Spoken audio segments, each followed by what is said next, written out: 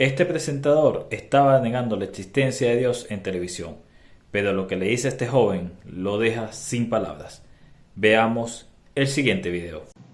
¿Qué te llama la atención de la Biblia? ¿Por qué se considera que la Biblia es un libro, cuanto menos teológicamente, sin duda importante, y también simbólicamente? Simbólicamente, la Biblia es, aparte del libro teológico y religioso, es un lugar donde se plasmaron las tradiciones desde los judíos antiguos, y la Biblia representa la fe de un pueblo, cómo la plasmaron ellos, y es una suerte que nos la haya legado a nosotros, la podamos entender, comprender y modificar en parte a nuestra sociedad. Oye, o sea, es un libro muy importante. Una pregunta. ¿Tú te crees todo lo que dice la Biblia? Es que, Mejor dicho, ¿crees que ha sucedido?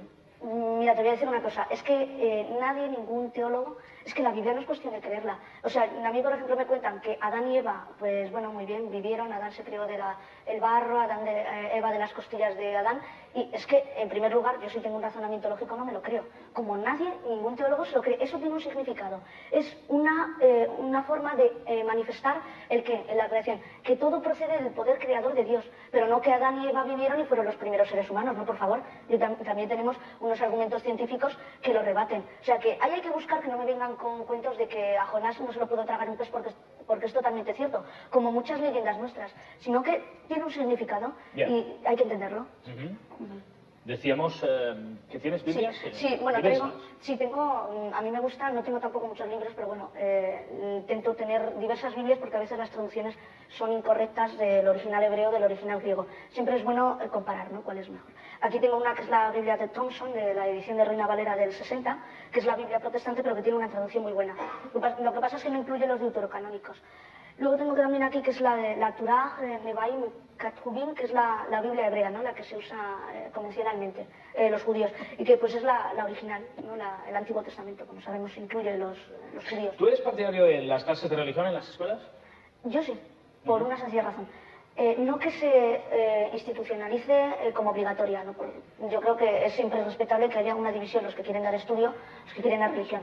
Pero yo soy partidario porque la mayoría de las personas no tienen acceso, ellos son cristianos, son católicos, pero no tienen acceso a conocerla bien. Hay mucha ignorancia bíblica y teológica. Yo creo que si hay un profesor que puede darlo, puede enseñarlo y luego puede servir para afirmar, yo creo en esto por algo... Pero no sería más pertinente, desde el punto de vista científico, pregunto, ¿historia de las religiones, de todas? Sí, lo que pasa es que historia de las religiones ya no sería tan profundo. Eso se puede dar geografía e historia y puedes dar simplemente Israel como historia de Israel. Fernando Sabater decía el otro día, vale, muy bien, que se dé historias de las religiones, pero que también se dé historia de las supersticiones. Hombre, es bastante irónico, ¿no? Yo no estoy del todo de acuerdo, ¿no?, porque es cosas totalmente distintas. Mezclar la religión con la superstición, que son cosas científicamente no son exactas, no lo pongo en duda, pero no tiene nada que ver una superstición con una enseñanza moral que representa la religión. La religión es el alimento espiritual del hombre. El hombre sabe que va a morir, y eso es horrible, no saber que vas a morir. Tienes que atenerte a algo, en este caso la religión. Y yo ya no pongo en duda la existencia o no existencia de Dios. Yo ya me dedico para mí a ver cuál es el significado que tiene el hombre para Dios y Dios para el hombre. O sea, la coexistencia, no ya que exista Dios o no exista, porque eso es una pregunta que nunca se va a poder responder. Entonces, si no damos un paso adelante, vamos a estar siempre estancados.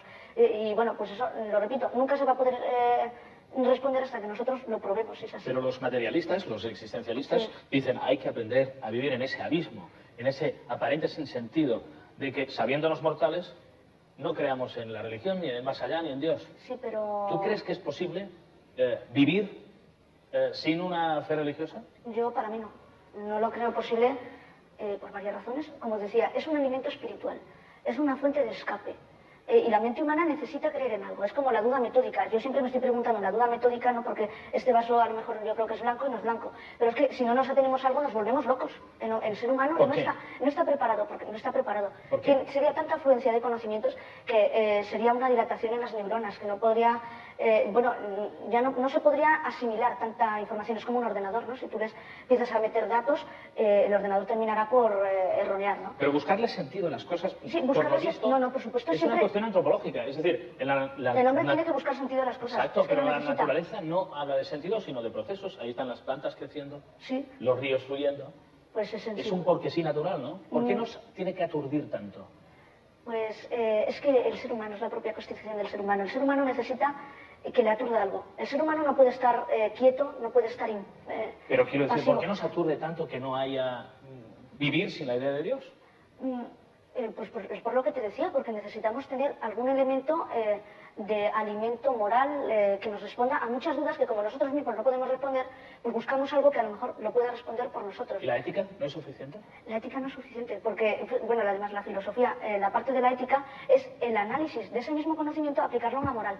Pero hace 30.000 años no existía ninguna religión. Claro, pero para eso está la evolución, ¿no? Pero Bueno, hace antes- 30.000 años, perdona, se empezó a...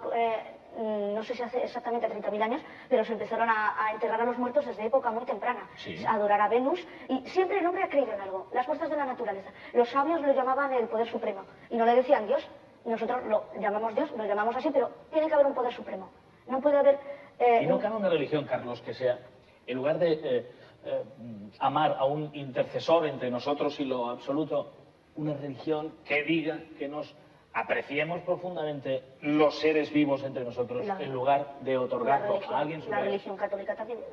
No, naturalmente, pero no en nombre de un ser superior, sino del respeto a lo humano. Sí, lo que pasa es que ya estaríamos remitiéndonos solo al hombre, ¿no? O sea, nos tendríamos solo en cuenta nosotros, pero lo que te decía, muchas Pero, dudas...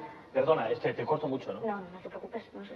Pero no es suficiente el hombre y la mujer para creer que vale la pena tener un perfil ético y hacer el bien, porque sí, sin esperar una recompensa espiritual esotérica. Sí, pero es que eso moralmente para el hombre es inviable, porque el hombre necesita algo a lo que agarrarse. O sea, no, muy bien podemos estar en comunidad, ¿no? Todos comunicados, todos unidos, pero ya no tenemos algo que nos esté respondiendo. Por ejemplo, si yo a ti te estoy haciendo daño, ¿por qué te estoy haciendo daño? ¿Por qué no te estoy haciendo daño, no?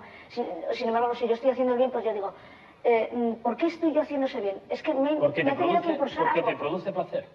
Bueno, no solo porque me produzca placer, no me tiene por qué producir placer hacer Pero el es bien. que Tiene que haber una fuerza superior que me haya incitado a hacer ese bien, en ese acto. Muy bien, estamos hablando de la libertad que nos ha otorgado Dios, de caminos, ¿no? O sea, yo puedo hacer el mal si yo quiero, puedo hacer el bien si yo quiero, ¿no? Pero en ese sentido... Pero un tío tan cartesiano como tú, tan frío, tan documentado, tan analista, y dices, tiene que haber alguien superior. Claro, pero ya estoy especulando, ¿no? Como muy bien habrás Claro, notado. Pero es que en al ese decir sentido... tiene que haber, ¿no? Fíjate, pero es que en ese sentido ya estoy mostrando la debilidad humana para responder a ciertas cosas que no lo podemos responder, y es así. Y yo mismo me he agarrado a creer que existe algo superior, pero como tú otro puede decir que no, y muy bien, le respeto. Yo estoy exponiendo mi argumento Claro. de por qué, porque yo ahora mismo tiene que haber. ¿Por qué se ha hecho esto? Y no lo voy a poder responder ni lo sé responder. Y a lo mejor hace 100 años no sabían responder cosas que ahora sí y las atribuían a un ser superior. Pero eso siempre pasará. Entonces, hasta ese entonces, yo creo, hasta ese entonces que será un entonces infinito, creo que tenemos que atenerlos. Pero ya es más por cuestión de humildad. Es que el hombre, si él mismo se atribuye los dones, se puede decir, de haber conseguido todo lo que ha hecho, ya sería falta de humildad. Falta de humildad porque, por ejemplo, una rana no ha tenido la misma suerte de poder ahora mismo tener la capacidad Claro que no. de pensar. Y además, no solo eso, porque ha sino sido- entre los hombres, los temperamentos son una lotería. Sí, sí, no, y además que es una suerte que no todos seamos iguales, que eso es otra bendición, ¿no? Porque una rana, todas son iguales, las especies son iguales. Sin embargo, en el ser humano todos físicamente tenemos las mismas características, ¿no? Pero somos diferentes.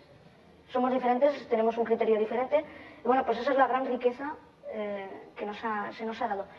Se nos ha dado, yo creo que un ser superior, otros creen que hemos sido nosotros mismos, pero es como decía, y actúa una cuestión de humildad del propio ser humano. No nos podemos atribuir todos los logros.